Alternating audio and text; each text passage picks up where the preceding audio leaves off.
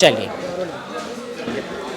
टेरी magic और कुछ scene के बारे में जानना चाहेंगे जहाँ पे प्यार से बुलबुल को छेड़ा जा रहा है, और बुलबुल का भी इस चेहरे पे स्माइल। हाँ, क्योंकि बुलबुल अपने पीहर गई हुई थी, गीता आई थी उसकी माँ, और उसका मन था, तो मैंने ये भी कहा कि अब माँ के घर जाने के लिए इजाज़त नहीं चाहिए होती है, और तुम जाओ अपनी माँ के यहाँ और उनसे बातें करो और थोड़ा समय बिताओ, क्योंकि बहुत दिनों बाद गीता आई थी अपनी बेटी से मिलने।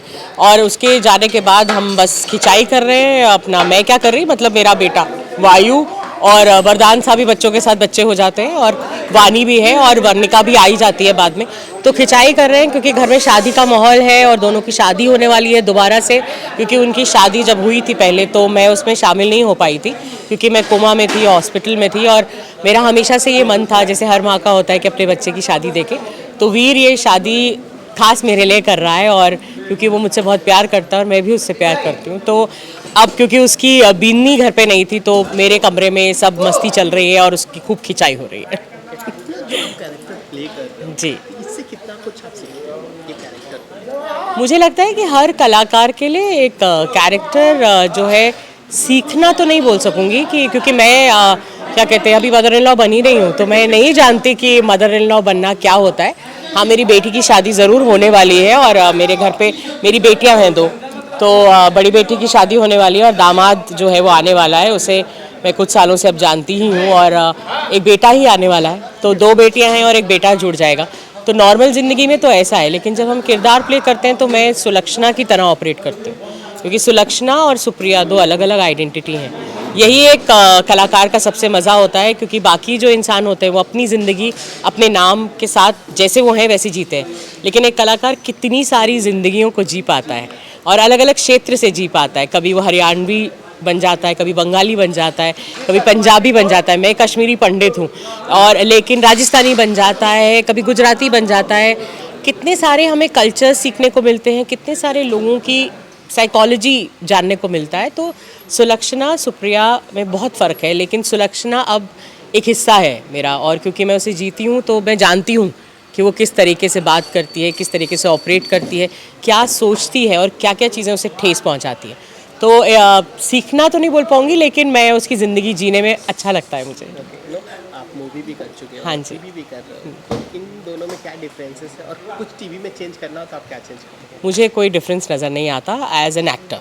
हाँ, प्रोजेक्शन थोड़ा बड़ा है क्योंकि वो स्क्रीन थोड़ी बड़ी होती है, लेकिन अब तो काफ़ी फिल्में OTT पे, आप टीवी पे भी देखते हैं, नेटफ्लिक्स हो जाए या अमेजॉन या कोई भी आपका OTT प्लेटफॉर्म हो।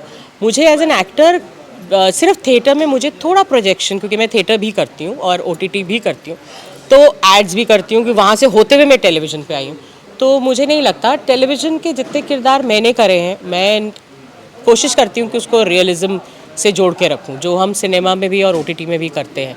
अभी तक तो कोशिश यही है, और मेरी कोशिश के साथ मेरे प्रोड्यूसर्स और डायरेक्टर और राइटर्स हमेशा साथ देते हैं, क्योंकि मुझे पसंद नहीं है इतना ज़्यादा ओवर द टॉप का वो प्रेजेंटेशन करना या बहुत ज़्यादा लाउड करना, वो मेरा अपना निजी चीज़ है।